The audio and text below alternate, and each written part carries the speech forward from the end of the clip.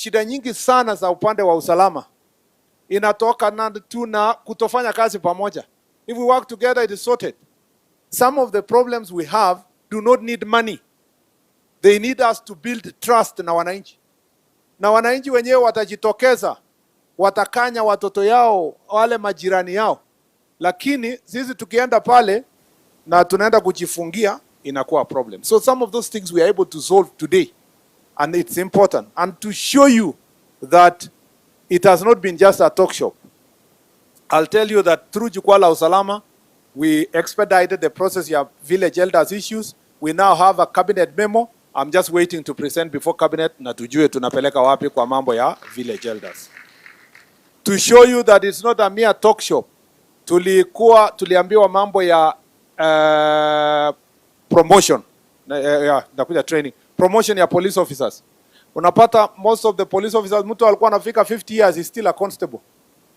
Because of Jukwaa la Usalama, a directive was already given and it will be implemented by National Police Service to make sure that all police officers over 50 years who are constables are automatically promoted, unless you have serious disciplinary cases. All of them will be promoted.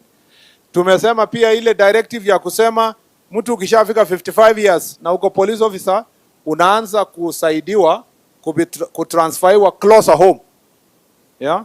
Kwa karibia nyumbani ndio aanze kujuana na mzee wa mitaa na chief yako na mambo ya nyumbani. Si namna hiyo.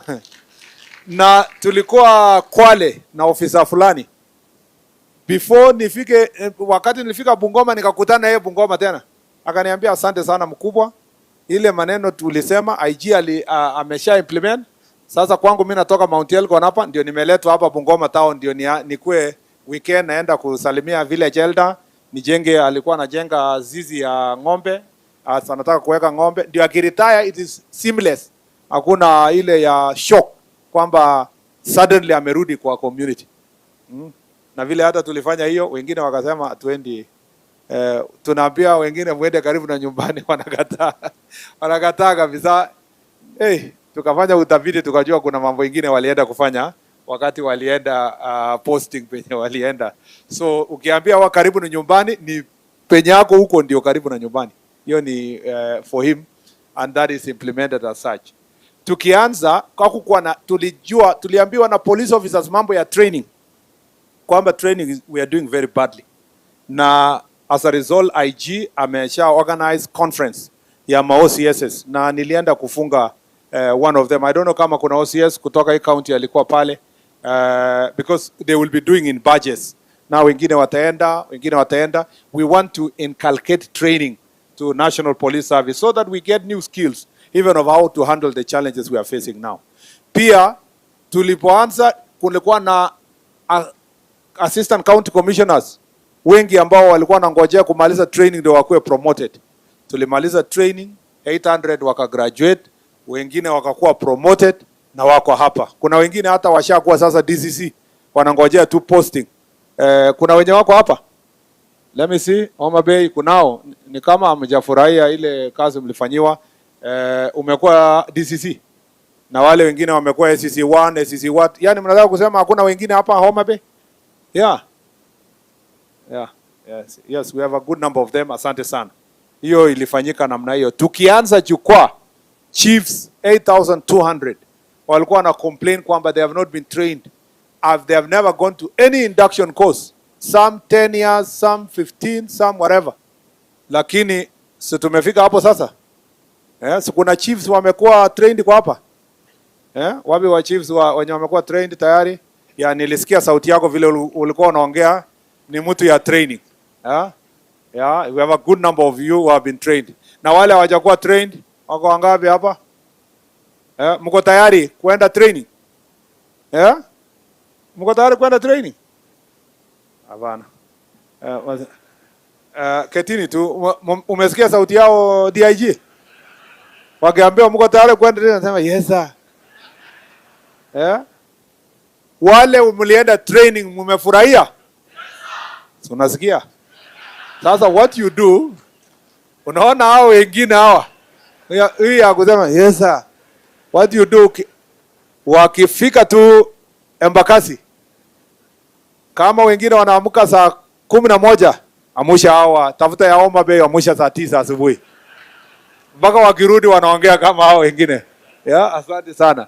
So, you know, I don't know kama pass kuna wenye wako saa hizi huko ama they are waiting to go. After this meeting, 55 of you mtaenda. Mnajua namna hiyo, si ndio? Na by December tutakuwa tumemaliza completely all the training of our chiefs, and then we work on the process of promotion because some of them walikuwa wamekuwa delayed na promotion kwa sababu ya hiyo. Na unaona wenye wale wameenda vile wako sharp machachari nini, yeah? Si namna hiyo? Tukienda jukwaa la usalama uniform since 1963, since colonial time, chief alikuwa anapata uniform yake kwenda, lazima uende Embakasi upate uniform. Because of jukwaa la usalama recommendation, uniform sasa inapeanwa kwa county. Na hata sio county, zingine zinapelekwa mpaka sub county. Ukweli ama sio kweli? Wangapi walipata uniform juzi? Mlichukua wapi? Wewe ulichukua yako wapi? Kwa sub county. Unaona? Yaani mtu alikuwa anaenda Embakasi. Ufike huko uambiwe uniform haijakuwa tayari, urudi tena. Uambiwe utapigiwa simu ndio uende tena. That was waste of time. Now uniform inaletwa na inaletwa yenye inatosha chief. Napimwa vizuri ikutoshe. Hiyo ni mzuri ama sio mzuri? Kuna chief niliona huko nini Kitui. Alikuja mkutano hivi. Singejua vizuri. Naona sura ni mwanaume lakini vile amekaa ni kama amevaa marinda. Yeah. Nikamuuliza hii longi yenye amevaa uwezi ona hapa katikati, yani yote inatembea. Kauliza what happened, akasema nilienda hapo Embakasi kwa dirisha nikarushiwa uniform. Nikasema hainitoshi, nikaambia akaniambia jaribu mbele. So kufika huko kabla hajatafuta fundi akaambiwa waziri anakuja, akavaa kwa siku hiyo ndio aende atafute fundi, ndio shida ikapatikana. So tumesema uniform pia ipimwe. Na huko Kirinyaka tulipofika kuna ACC alituambia pia uniform ikuwe na ya wamama ambao ni expectant. Yeah? Police officers, assistant county commissioners, chiefs wakuwe also na uniform ya when they are expecting. Yeah? Mnataka ikuwe namna hiyo? Yeah, tumetangaza. Mimi nataka kuona sasa, nitaita mkutano ya officers wote wa mama ambao they are expecting now. Yeah? Kwa mwezi 1-2 hivi nitakuja kusimamia wakipewa uniform zao wakae mzuri sana wakiwa na uniform. Ndio ikuwe kielelezo kwa wale ambao watakuja hapo mbele. Si namna hiyo? Yeah. Na uniform we don't worry about design. Vile tulitangaza Wakenya kwa hiyo online washa design, wamezungusha sasa, tunaona tu design gani ndio mzuri na tushone hiyo tupatie our officers wasonge mbele. So this is just an example of how this is not a talk shop. This is a policy place. Tumekubaliana multi-agency work, tumekubaliana how to deal with gangs, tumekubaliana how to do pombe haramu. There are a lot of things we have been doing because of this security meeting, and that's really made a difference. Hapa ni free kuongea. Hata ukiteleza tunakusamea. Hata ukinikosea hivi inaishia hapa. Tumeelewana? So free, speak freely. Usianze huyo uoga kusema PS anatoka hapa, pengine atanimark. IG yako hapa na mimi ni OCS promotion naweza sama. Ongea tu. Ongea free. Yenye inasema kwa jukwaa ile mazuri tunaendeleza kwenda mbele. Ile mbaya tunawachia hapa. Tunasameana na kuachia hapa. Tulienda huko Nyahururu. Kuna OCS alisema toka leo IG punguza wamama wa kuandikwa kwa polisi. Sasa chaos ikatokea kwa mkutano. Amwambia sasa, nikauliza why, kwa nini alisema? Kumbe alikuwa anataka kuenda operation ya mambo ya bandits. Kuangalia hapa one police officer ni expecting. Kuangalia hapa kwaona huyu ni mdogo akikutana na bandits Samburu huko atamsombua. Sasa akaleta hiyo hasira mpaka mkutano. Akasema tupunguze wamama kwa tukamwambia hapana, National Police Service can deploy female officers in different places. Saa hizi tuko 14%, tunataka kusukuma ifike 30% ile ya katiba. So, lakini wengine walifikiria tutamkemea yeye, sijui tuseme ni mtu mbaya. Hapana. Kwa sababu yenye nasema kwa jukwaa inaishia hapo. Hakuna kupeleka kusonga kupita hapo. So you are free to speak. Lakini usinitusi. Usitusiane, tukue respectful. It's just an opinion you are giving so that it can take our issues mbele. We intend to take the shortest time possible, at least as much as possible. Ukipata nafasi, ongea. Na ukiongea, usiongee mambo tu yako. We ni chief, unakuja hapo unasema tunataka uniform, tunataka extraneous allowance, tunataka ofisi, tunataka nini? Na usemi anything ya wananchi. We had one of the best Jukwaa la Usalama meetings in Kisii, where the chiefs were presenting many issues in affect wananchi. I want to see that here in Homabay and the remaining 7 counties. Tumeelewana? So kuja as a chief, assistant chief, usiseme tu yako, ya your own welfare. Tuongee pia yenye, how do we deal with mambo ya bangi na pombe kwa our community that is becoming a problem. I want to hear from you. How do we work together to get rid of defilement? Hii cases ya defilement and gender-based violence. Watu wenye wanaumizwa kwa nyumbani, watoto wetu wanakuwa defiled, hii madisco matanga na hii mambo yote. How do we deal with them? How do we deal with gangs ambao wana terrorize wananchi? Kwa mikutano, kwa town, kwa kila mahali. Nataka tuseme suggestions. In fact, in Kisii, our biggest discussion on how do we deal with unregulated border sector, ambayo inatumiwa na watu wengine wanatumia bodaboda wachache kuperpetuate mambo ya crime. How do we make it the multi-billion economic transport sector contributing to our economy in an organized manner? Lazima tuseme mambo haya. How do we deal with our porous border? Yeah, mambo ya harassment of our fisher folks and so forth. So engage us also, give us suggestions and engage us on the challenges you are facing in implementation of this issue, so that tukitoka hapa we are more knowledgeable, we are clear in the things we are saying. Mkimaliza sasa ndio nitaongea na hawa wadosi wataongea tukifunga mkutano. Sasa mkutano ni wenu, wacha tuanze na Mungu atubariki. Makofi kwa CS. CS, I wish to take this opportunity to recognize staff from the county government of Homabay. Kindly be upstanding. Okay.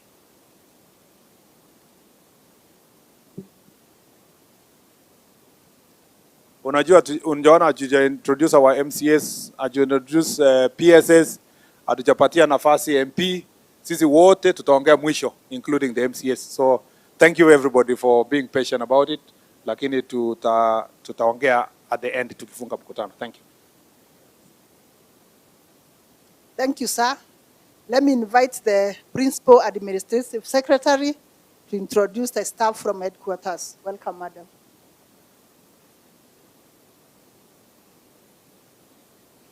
Asante sana, tumpigie makofi mkuu wa mkoa wa Nyanza. Basi waziri wetu Mheshimiwa Onesmus Kipchumba Murkomen, ukiandamana na katibu wakuu wako katika wizara yako, kwanza kabisa ninashukuru kwa wewe kuweza kutupatia mwelekeo wa mkutano hii, na pili kwa niaba yako niweze kujulisha kwa Homabay wale maafisa ambao wameandamana na wewe, na kwa niaba yao niseme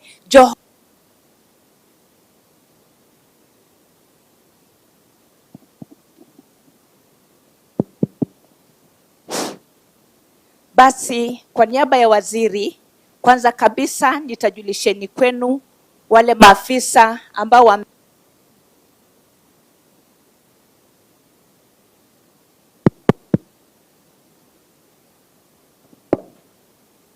asante.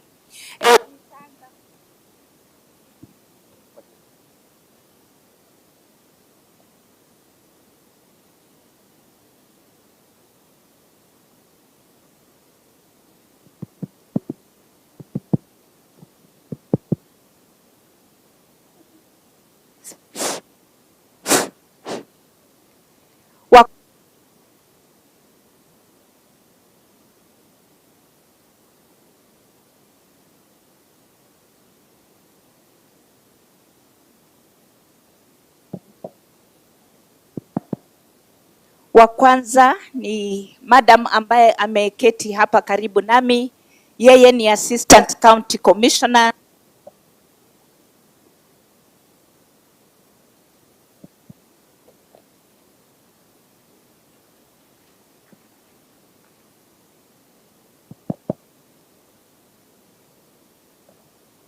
Kwa upande wangu wa kulia, wale ambao wako pale ni watu muhimu sana kwa jukwaa la usalama.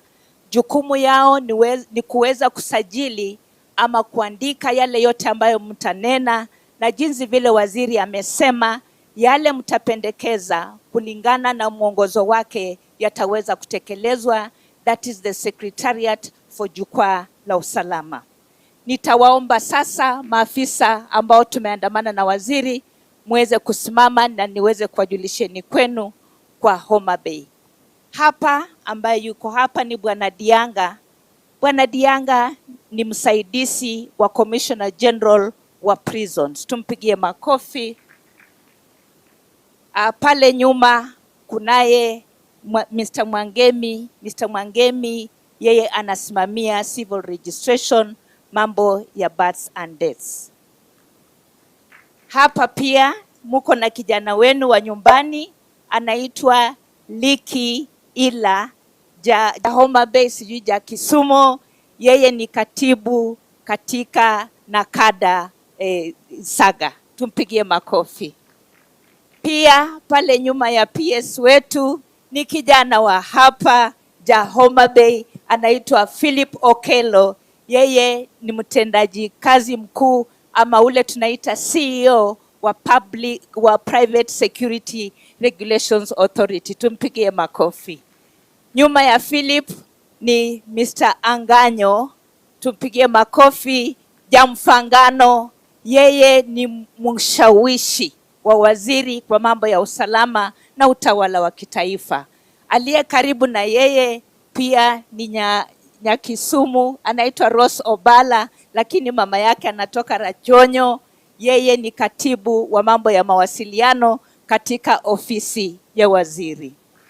Pale mbele yule ambaye anawakilisha Coast Guard ni commandant ambaye anaitwa Koech, anawakilisha ofisa mkuu wa Kenya Coast Guard.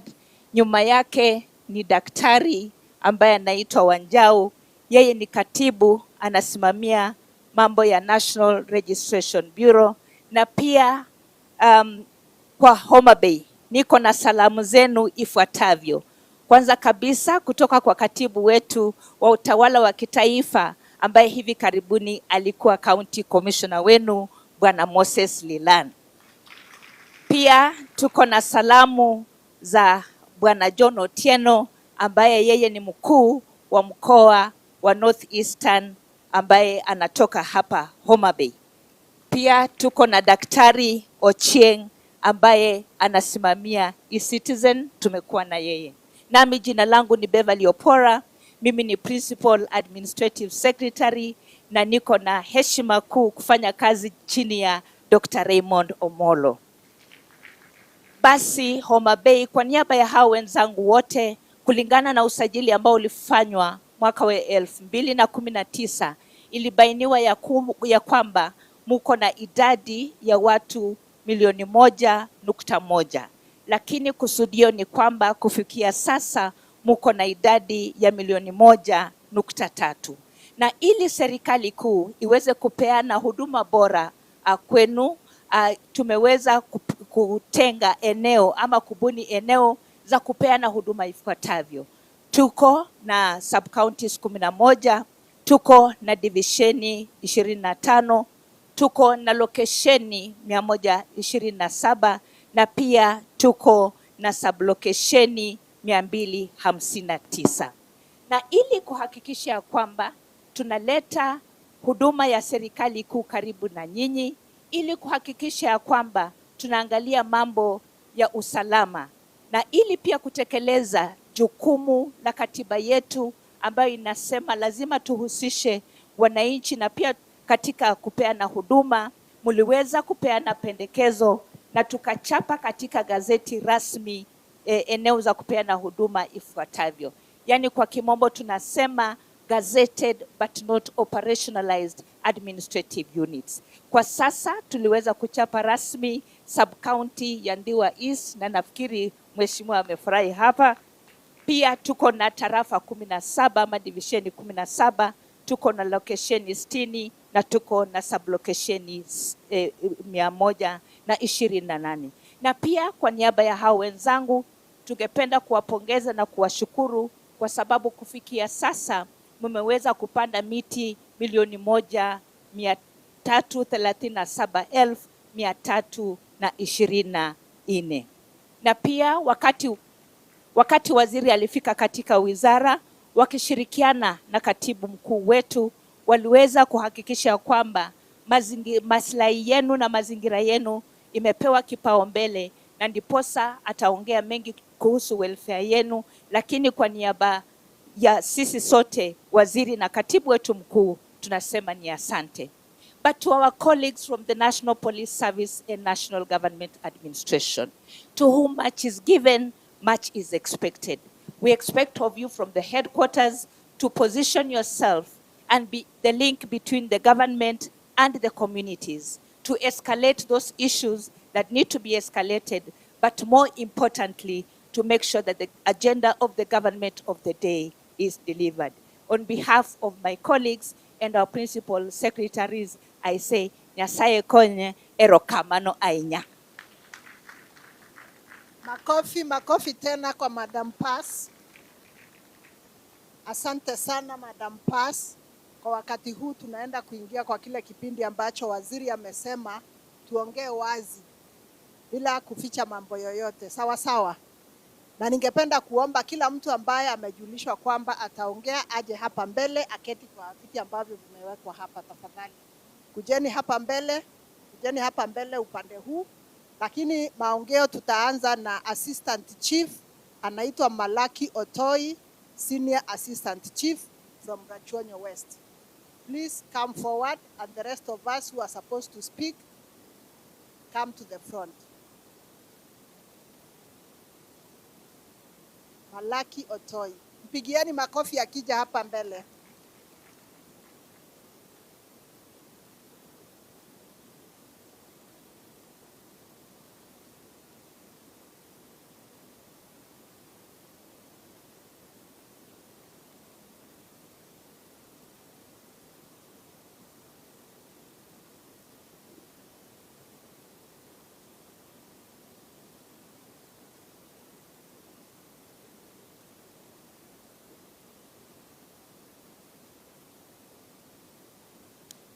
To our CS, our PSS, and all protocols that have already been laid.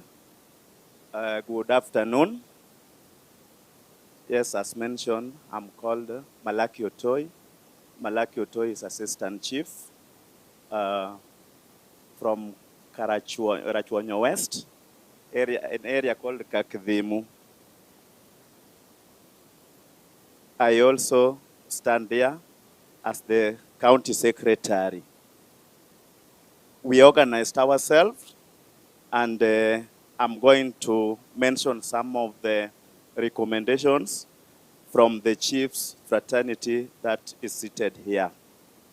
The first point that I'm going to mention is about the offices of our chiefs. The chiefs recommended that they need good officers. Some of them operate from home, or if you look at their offices, they are in pathetic condition. And there are even some chiefs here who have been evacuated from the offices they rent, and therefore it makes public to suffer. And sometimes public may not wish to visit their homes, or sometimes there's some information that the public cannot share, or you can share with the public, but you don't want even your family to hear. Some are even very shameful that it needs officers. And therefore, we request that you construct for us the offices, all the officers. Number two, we also, the chiefs also mentioned about transportation. And these chiefs, all of them, who have received the motorbikes. They really appreciate the motorbikes that they were given. But they have some issues on matters of motorbike. Number one, the model that was given, called KTM, getting the spare parts locally here is very cumbersome. And also, they have to use them to serve wananchi. Sometimes you may be called, but you cannot move because of the condition of the motorbike. And also they cry a lot because when they use this motorbike on the on-ways, or on the highways, they meet a special team called the General Government Vehicle Check Unit. And this team really harassed them. In fact, they were requesting that if you can talk to the department or the unit to exempt them from those from the checks, they will be very, very much happy. And then they also, still on the motorbike, they request that recently there was launch of some electric motorbike, which is more affordable and friendly. And we believe that even their sounds is the same as the local, because that KTM, that sound, even if you come from 5 and if you wanted to approach a culprit and they will just hear the sound, you'll never get them.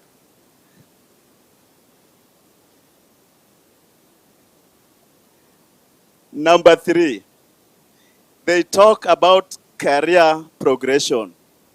Amidst us here, Bwana CS, we have a lot of chiefs who have learned. In fact, we have graduate chiefs. And even if I may stand them, can we see all the graduate chiefs amidst us from Homabay County alone? The graduate chiefs. You can see them. I even hold the data for the nation. There are many. There are many. This team, the team has really sacrificed to go to school with the wish that they will be promoted automatically to the position of ACC and ACCs. And therefore they request that that promotion may be automatic, so that if you are graduated, you just move to the next cadre. They also request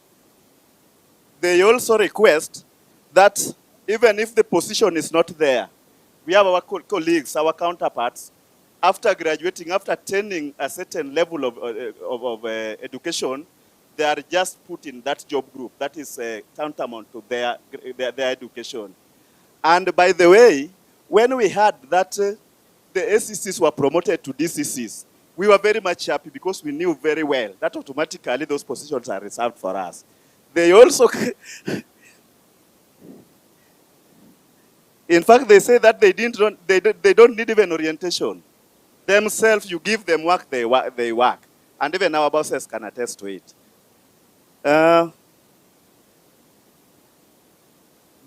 Another point, they say, okay, they were saying that when such they went to school, some people, they are occupying some position that was supposed to be occupied by some people in the public. And if they are elevated, those positions will be for the benefit of the public who are still unemployed. Another point, which chief are talking about in that connection, they echo your office for the decree that the existing chiefs, when a vacancy occurs, then the existing assistant chief fills the vacancy. And they still insist, and they still, as they comment on that, they still recommend that the decree remain, so that somebody should not come from outside to come to be my boss. And I'm so much experienced. Right now, I'm a senior chief, and somebody can come from outside to take position of chief who is not even competent. So they are that one is on behalf of the assistant chiefs who are here. Is that true? You can hear. So the team further requests that the recruitment should be done purely on meritocracy, away from political interference, so that the service delivery can be enhanced to those who qualify and those who merit such positions. Another issue that chiefs are talking about, the team is requesting for the revision of the scheme of service for the department, for our upward mobility. They say that there is a position called principal chief and senior principal chief.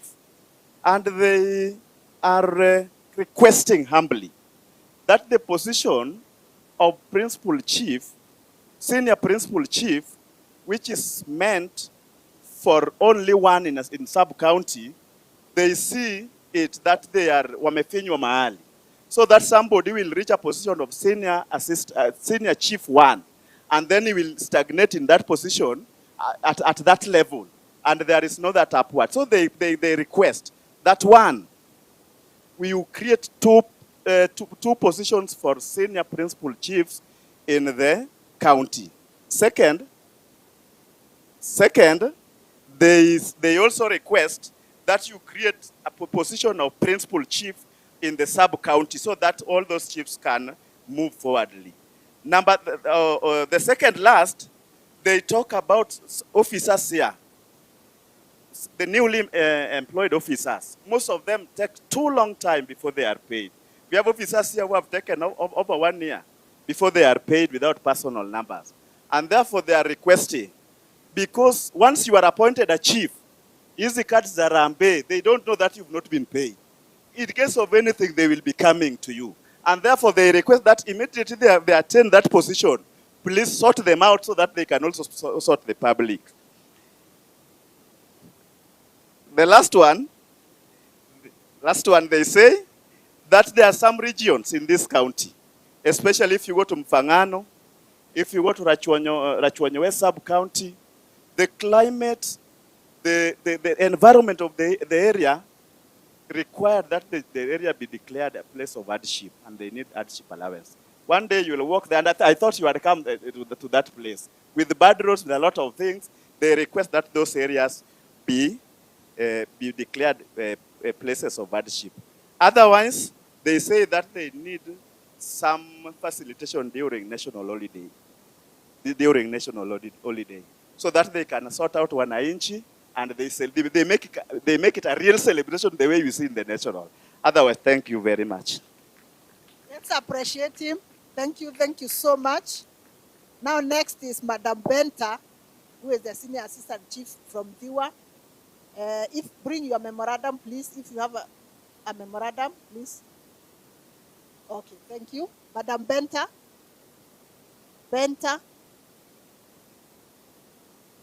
Benta is not here. Alice. Okay, then come. Ningependa kuomba kwamba kama kuna jambo ambalo limeshatajwa na mwenzako, tafadhali usirudie. Tukubaliane hayo. Usirudie mambo ambayo mwenzako ametaja. Na si makosa kusema kwamba yale yote ambayo ulikuwa umekusudia kusema yamesemwa na mwenzako.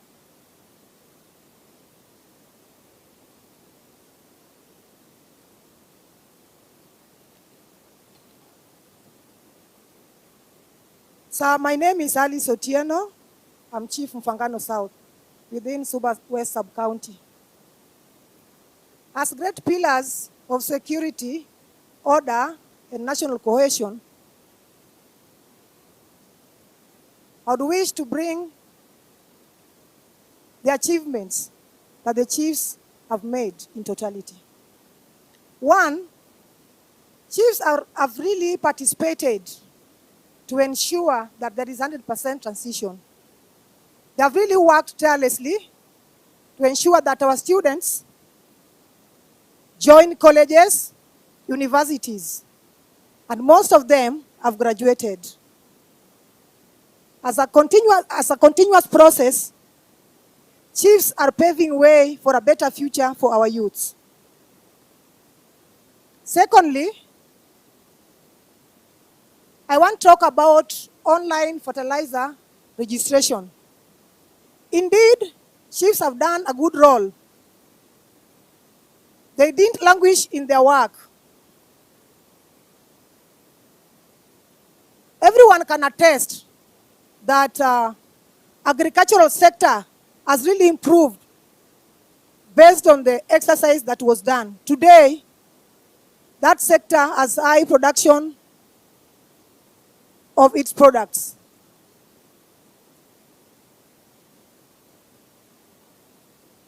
Thirdly, I would also wish to talk about illicit brew, which is a menace everywhere. Indeed, our chiefs have made immense effort to deal with illicit brew. We've done arrests, we've destroyed exhibits, and we promise that we will not languish on our work. We will ensure that the government agenda is well propagated. Another menace is triple threat. Chiefs actually have done good role. They have really participated during their barazas. They have sensitized our people on this menace.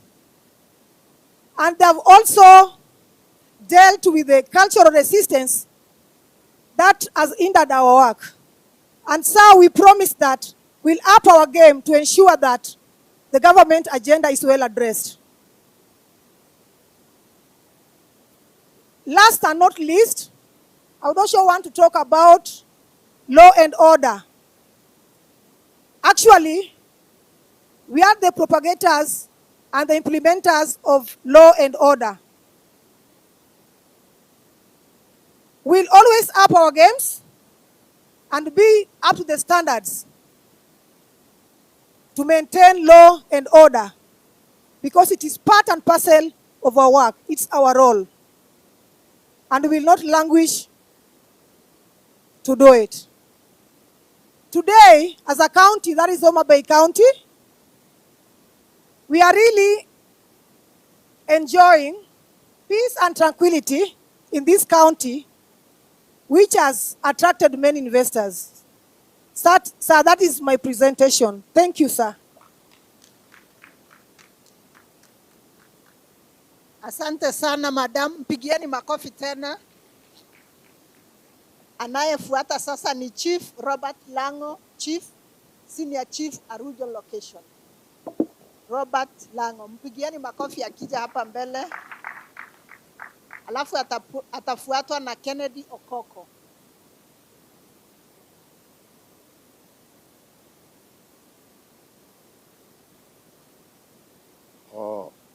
To the CS,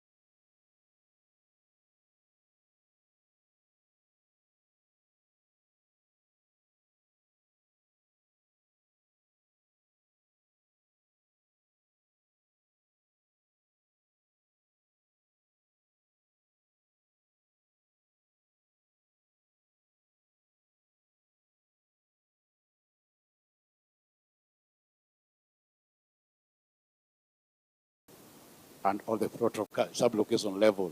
We'll really appreciate if every person here has that office. Some of us are still paying rent. Yes, the assessment of the new administrative units in this country is a welcome idea. This enhanced efficiency and effective of service delivery to the public, as well as creation of employment opportunity to our people. So this is a very serious problem. Like my location, original location, is a location with a population of over 30,000 people. But at the moment, I'm only one chief and one assistant chief. So just see the magnitude. It's a location. Now, I think, due to what you have done, it's now a division. So we are just asking that they be operationalized so that we can get the services closer to our people. The idea of devolving uniform to the county was well researched. The officers were finding it difficult to travel to Nairobi in search of wares. We are sure that for henceforth, all the officers will be as smart as our president, whom we represent at the grassroots. See, our president is a very smart man. So if we present him and we are ugly, or we are not smart, it will not act well. There's some development in the county we have witnessed in the last 3 years, not even 3 years, the last 1 year, since the government assumed the office, is invaluable. We are very proud of the structural improvement like roads, Homabay Pier, Face Market, Tombo University, and others. This has made us proud as we move around in the county. We appreciate you, and the town has really changed face. The people who died long, if they can come now, they will not know that this is Homabay. We appreciate you for that. So with that, we have to say that in Homabay, this one I never had it in the program, but I've just put it across. The police at Homabay will lack a good vehicle. The OCS has got no vehicle and it makes movement very difficult. We request that the OCS be facilitated with a vehicle. Another thing which I wanted just to add is reward to our strong people, the people who have shown bravery, like my assistant chief, Jackton Uwero. Just stand up where you are. The person lost a hand because of fight for illicit proof. These are such people should be rewarded. There's another person, a ranger called Okoth Alfred, the person who retrieved a child from a crocodile and Mbewa. These people should be rewarded. That's when we'll be happy and see that. Otherwise, I'm very happy you are welcome in Homabay. Thank you and may God bless you. Otherwise, I have a memorandum for the chiefs. All those chiefs who are talking here, we sat and made a memorandum. And we made them in 4 copies. One was to the CS, the PS, the senior, the deputy administrative officer, and one for the secretary national administration. So we have them here and we present them. Even the ones coming there, all of them are covered here. Otherwise, thank you and may God bless you. Asante sana, mpigieni makofi. Mpigieni makofi vizuri. Next, Mr. Okoko, please.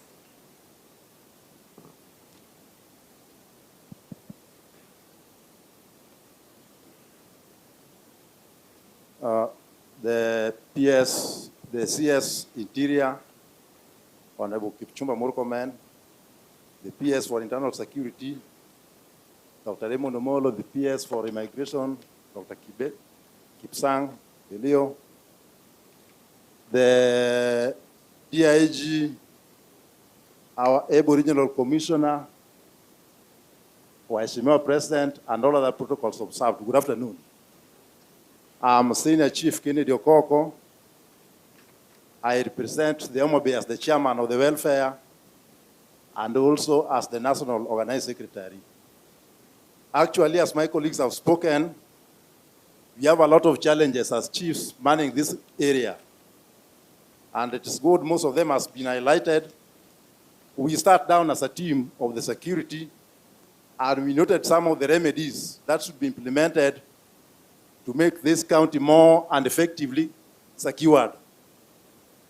Some of the few things that we noted actually is the deployment of security officers along the lake. Homabay is a border county We border Uganda and Tanzania in the lake. And as we sit here, Bwana Waziri, I wish to tell you that some of our people, some of the fishermen in the lake are still eating raw meat, raw fish in the hands of the Uganda and Tanzania security forces. And it's a humble request that as you go back to the Rambe House and discuss Mambo security, you think of Lake Victoria. This is the source of economic activity in this area that if not well guarded, then our people will be suffering a lot. We make a request that as you will be moving back to the Rambe House and to the cabinet meeting, you put it as a priority. Secondly, my colleagues have said, but I want to reiterate, we have a challenge in illicit brew, though not much, but there's a lot of laxity in the law. The legal system of our country does not give us a lot of powers to handle this menace. So we request that as you will be doing your routine survey about the security situation in this country, you remember the issue of illicit brew. We cannot fight it effectively when our hands are tied. Secondly, sir, we have been making some requests through your office, and I'm happy you keep on repeating them whenever you go for the Jukwaa la Usalama. Chiefs have been going through a lot of challenges in terms of security operations. That's the general ngao. We do request that you implement the risk allowance that has been promised to us for many years. Some of us have lost a lot of property, life, and many other things in the hands of the criminals. We would request that as you will be sitting back in your office, you think of this allowance so that it can motivate the Ngao team and the NPS. Then there is an issue of minimum basic salary. Actually, we are down. We are one of the lowest paid people in the country. We request, as we believe the economy is now doing well, you factor in, especially now that most of the chiefs are undergoing training. After their training, we humbly request that you do some adjustment to their pay slips. If you see some of their pay slips, you will even pity them. They go home empty-handed, and we can't do any meaningful development when our slips are overloaded, even if it is very small, the way it is small. Then we have officers who have stagnated for long. I am happy because we also talked about that. We would request that officers who were promoted last in 2022 should now be promoted because they are due for promotion. Due to the proposed creation and remuneration of the village administrative unit, village administrative elders, we can request the office to hasten the initiative, as this will also hasten our efforts in maintaining law and order. That is the village elders who works under our supervision. This is a team of people who help us a lot to carry out our daily routine work. And if they are motivated, at least it will make us to have effective and efficient service delivery. Finally, sir, there's what is called AIE. I think I mentioned it last time when we were in Embakasi. Let me just mention it again. What we were given as AIE, we have been surviving on it, but it has not been so much effective and so much satisfying to the demands of our officers. We request that as the economy is growing, we do see how it is growing very positively. You implement, we request for enhancement of the AIE to make us move and work effectively in our service to the wananchi. Otherwise, sir, let me close my remarks by asking you on behalf of the NCF, you made a promise that we shall be having our election soon. Our copy is in your Rambe House office. Can you do something about it? Thank you very much. Asante sana, mpigieni makofi tafadhali.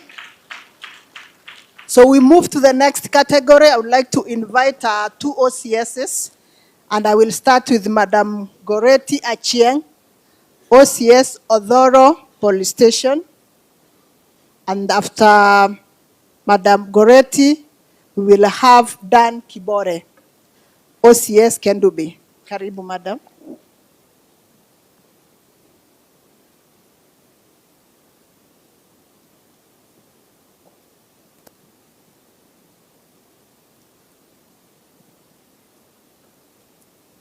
OCS, Ministry of Interior and National Government Administration, the PS,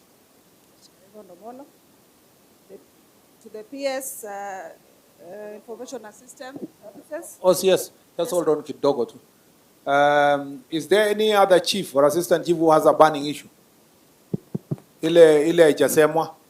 And it will be just on point. Give her the mic, give it to him. There are two, yeye na mwenyako nje huko. Bio, mwenye umeinua mkono nimekurecognize mama hapo tu, kwa hapo. Just have a seat kidogo, OCS. Somewhere hapa. Proceed. Papa. Thank you, sir. To our CS and all protocol observed, I'm Senior Chief Elias Odhiambo, a chief from Kanyaluo West location in Kanyaluo Division in Rachuonyo North Sub-County. Sir, I just want to talk on behalf of the Wananchi of Rachuonyo. Number one, we have so many units which have been operationalized, but they have not been given codes. So this is an issue. Especially when our children were applying for help, you see, if you search for your location, you are given another location, just the former location. So that is an issue in all our areas. Number two, sir, Rachuonyo, we have 4 sub-county right now, and we have 1 land registry in Kosele, that is Rachuonyo South. Other sub-counties are going to Kosele to look for land services. So if something can be done so that we get land registers in all the 4 sub-counties. Sir, in matters of civil registration, I'm happy because we have civil register here from the national office. People from Rachuonyo West sub-county go to Kosele and they pass through Rachuonyo North sub-county. They use 500 shillings going and 500 shillings coming back. 600, they are correcting me. 600 shillings going and 600 shillings coming back. Just going to look for a birth certificate for a young child. Sir, why can't a civil register be posted to Rachuonyo North and Rachuonyo West? Last, sir, we have some very big units which have not been gazetted and they need to be gazetted and they be operationalized. Number one, if you go to Kanyaluo, there's a location called South Kanyaluo. And this South Kanyaluo has a population of 18,000 people. And these people, for them to walk to chief's office, they use 200 shillings on the motorbike going and 200 shillings coming back. Can you consider that, sir? Thank you, sir. Good afternoon, sir. I'm Senior Chief Tobias Onyango Aduda, Chief Northeast Karachuonyo location, that is Mutembei town. I have 2 issues to comment on. One, these are a menace of Changa brewing in Mutembei town. We have an island called Maguti next to Mutembei Pier. Actually, we've tried with so many OCSs that are there to reach where they're doing their work, but we could not. So it is an artificial floating island along the Lake Victoria next to Mutembei Pier. I would recommend this, sir, if you allow me. The other time we did it with Bwana Lilan and it succeeded. In fact, we destroyed over 600,000 liters of Kangara, and they are still continuing. I would really request that we use our coast guards along the lake so that we destroy this area, because it is a big supply that supplies almost over 2 sub-counties. I think if we do this, we'll curb this illicit brew menace. The second one, sir, is what we called wine and spirit outlets in towns. Sir, there's a problem there. They, at the daytime, they sell those wines. Evening time, they sell pure changa. So I would request that inspection be done so that we curb these menace, because our people, our young men are messing inside those clubs. Thank you, sir. Asante sana. I don't think hao wawili tu ndio tulikuwa nimesema, unless chief uko na kitu burning. Are you sure? Yenye haijasemwa? Haya, very fast. But also it's been a one area. Thank you, sir. Sio wewe chief. Sio wewe. Ni mwenzako. It wasn't you. Thank you, It was sir. not you, it is him. Thank you. Proceed. Thank you, sir. I'm Senior Chief Daniel Magadi of Kaksingri Central Location in Suba Central Sub-County. I'm concerned about my sub-county. We have a DCC, we have the ACC, but the DCC has to hire a motorbike to go perform its duty. There is no vehicle for the DCC, and even the police do not have any vehicle. So it becomes a problem for us to perform the duty. That is a concern. We have the islands in the sub-county. I think we need a patrol boat that could help the officers to do their work in those areas. Lastly, if I may talk about, we need a rescue center for defilement cases and such like, whereby we can help those who have such problems to be kept in those places before we continue with their cases. And last but not least, I would request that when licenses are given to bar owners and nightclub, then it should be done in the right way, because some are not nightclubs, they are makeshift, and the music played there affects the old town and the old population. So under this licensing, it should be relooked into, so that even the chiefs should also be part of this one, so that we do it in the right way. Otherwise, thank you, sir. Who is your county, sub-county commissioner? DCC, Deputy County Commissioner. Yeah. Have you dealt with that issue in the one for licensing in your sub-county security team? Because you know that's your responsibility to make recommendation on the licensing.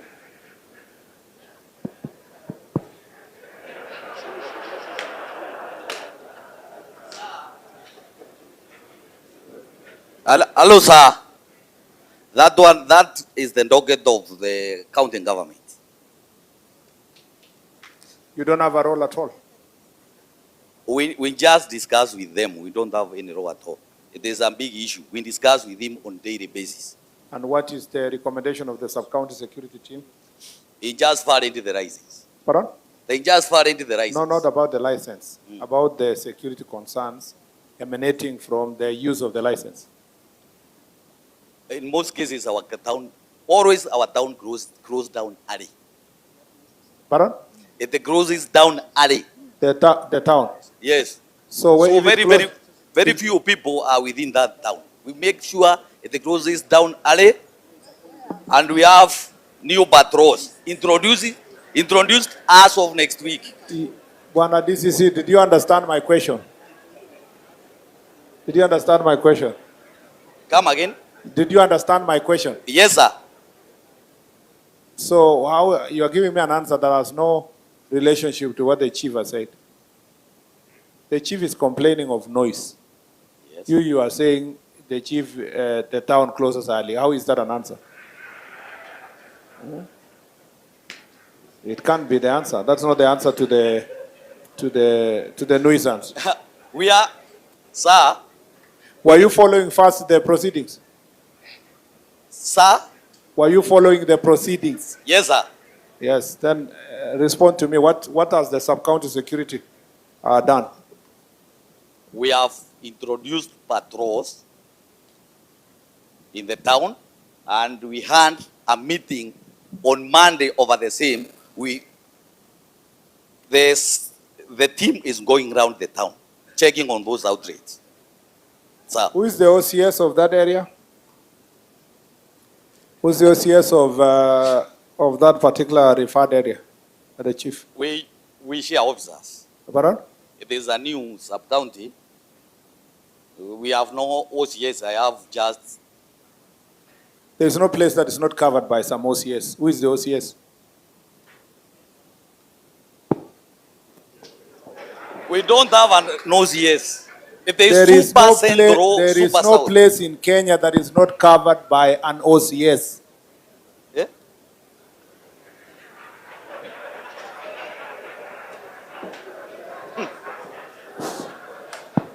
Yes, OCS. Good afternoon, sir. Afternoon. I'd like to respond on the matter of issue of licenses and generally the nuisance what was the center called? Chief? Sindo. Okay, here proceed. Sir, the licenses of maybe bus there, it is actually issued by the county government. And at the Sindo, we have a Kinga police post whereby actually they normally do patrols. And we have actually not received any case of maybe noises in that particular area. And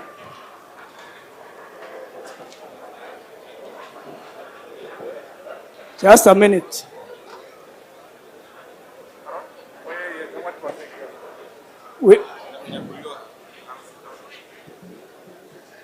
Sir, we have not received.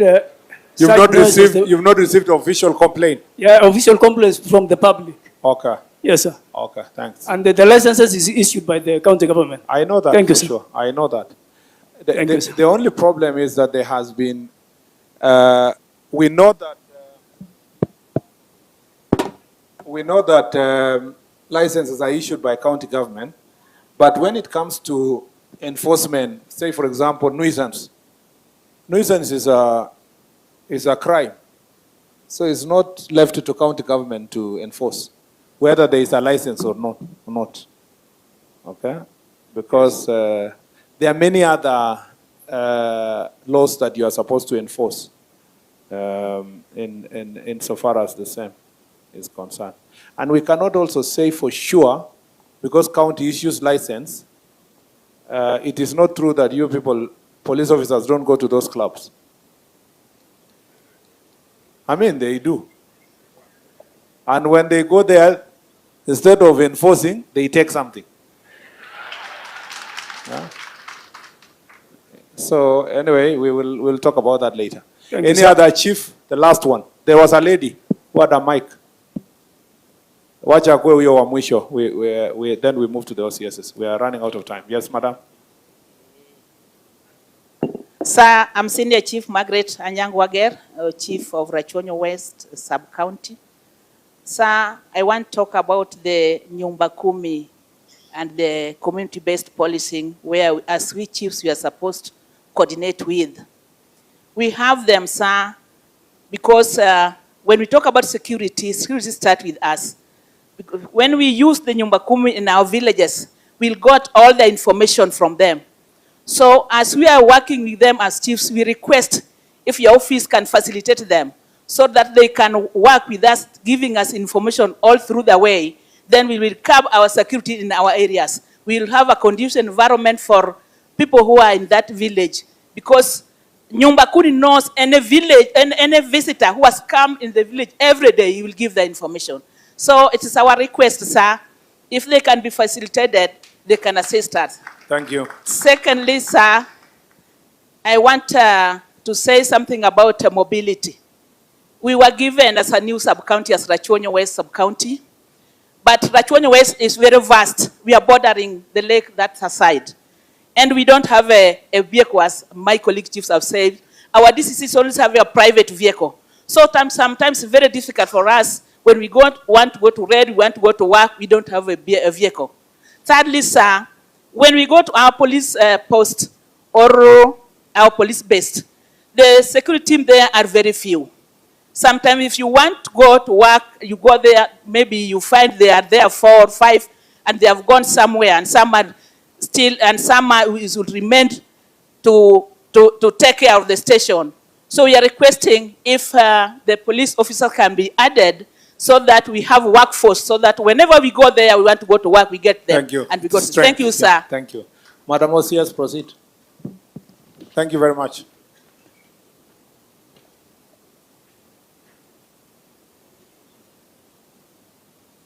Yes, thank you, sir. The CS for Interior National Government Administration.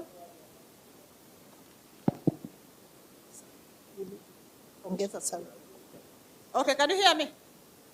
Is it okay now?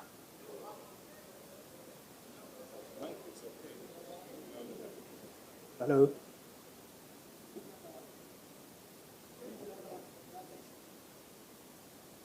Hello. Okay. The CS for Interior and National Government Administration, PS Honorable Monomolo, DIG APS, Principal Administrative Secretary, and sir, allow me to stand on the already established protocol in the interest of time. First of all, I really like to appreciate you, sir, and your team for this noble cause that you decided to take. So, because it gives us hope for a better service tomorrow. So thank you, sir, for that. We also want to say that amidst the challenges, there are also some positive things that we see. Of course, for us to have dressed up, come here, sat here with glowing faces, sir, it's a proof that there are also some positive things that we have, and we appreciate that. We appreciate under your leadership. We appreciate you for the same, sir.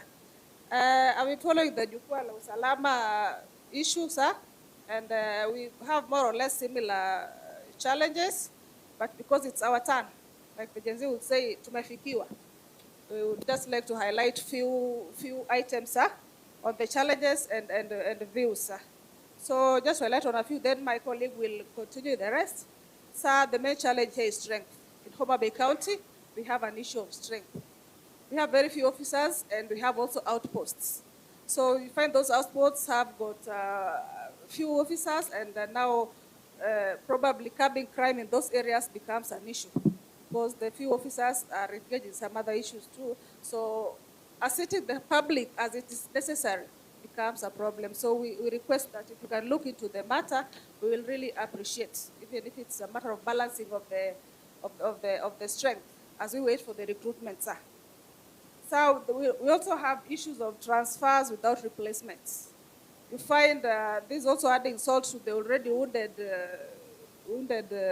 issue, because now we find you get an officer is transferred to another station, there's no replacement of that officer, and then now it depletes on the strength more. So we also add that you look into that. Also, sir, concerning the health cover, in the forums that we are in, we receive complaints, and we get complaints here and there about officers having to dig deep into their pockets to get cash so that they pay for the medical assistance in the hospitals. So we have an issue with the medical cover, have officers complaining. So if your office, I know, we humbly request, sir, that you assist us look into the matter of medical cover so that our officers can feel comfortable even whenever they handle other issues of assisting the public. Again, sir, we have someone had touched on it, but issue of child safety space in our police stations. These are very important structures that probably we need to have at the stations, and allocations there too that can assist us in running such spaces. Because, sir, we find victims, even victims of defilements and such cases. We have them in the stations. We have nowhere to place them. We have to place them in the cells, but they are not prisoners. They are not accused persons. But we have to place them in the cell for safe custody.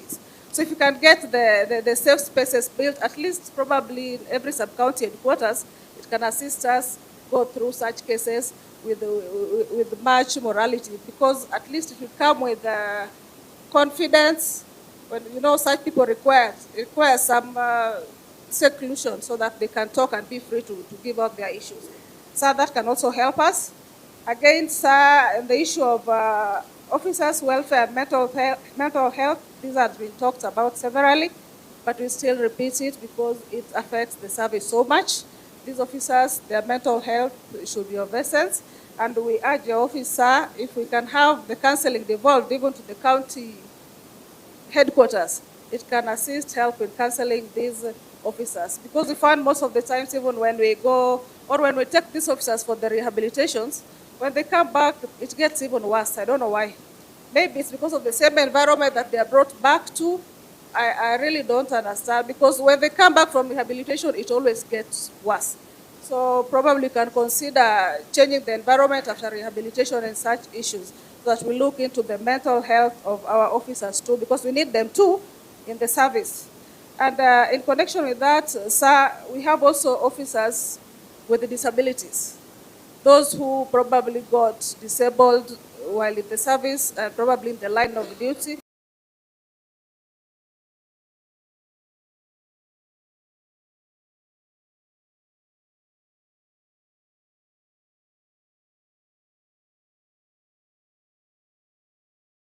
Promoted, or can they have career progression, or they need to stagnate where they are for the rest of their service. So their issues I also bring to your office, that you look into a way in which their issue can be addressed, or a strategy that can help address their issues, sir.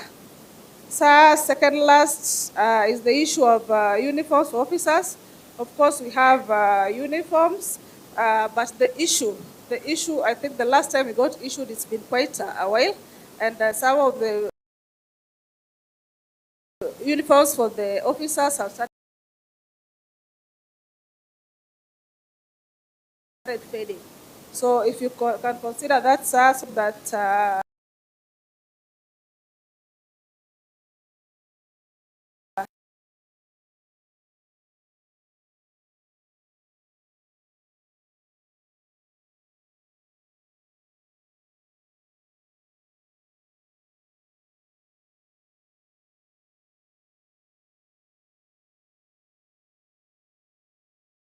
can come frequently, so that we maintain the image of the service, sir. Last,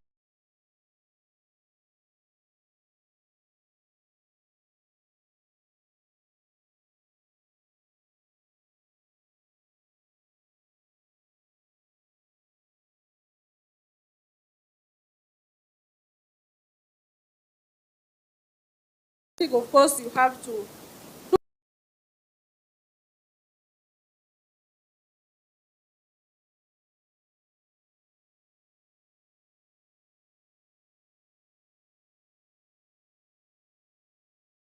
and take them to court.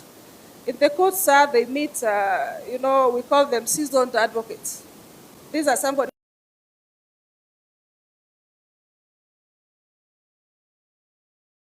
department for a week or two. So, sir, my personal opinion, if we could have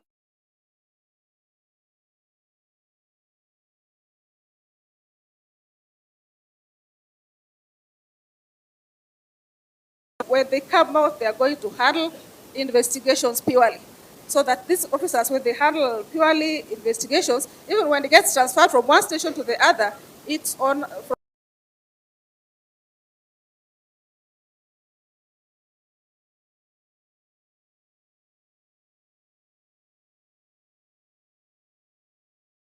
the investigators in court, so that we handle some of the issues arising.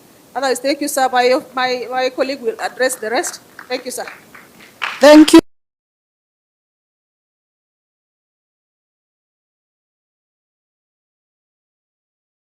Mr. Dan Kibore, OCS Kendube.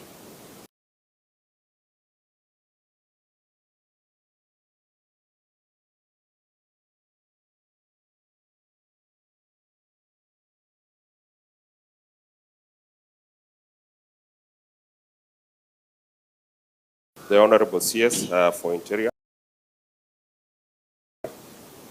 and National Administration.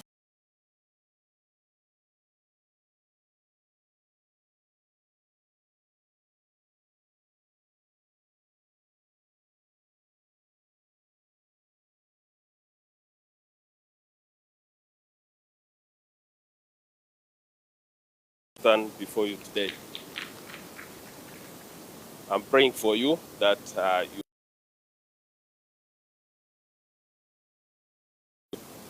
Now, sir, first and foremost, allow me to welcome you,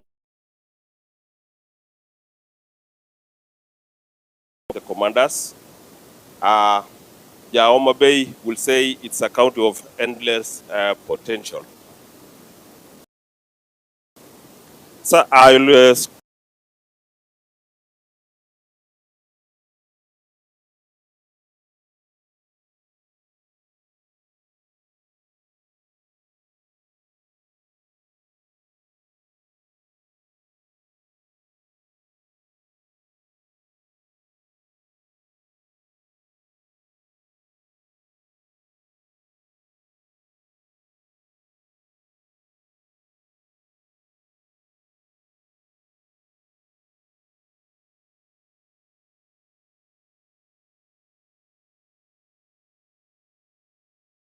go straight to elephant in the house.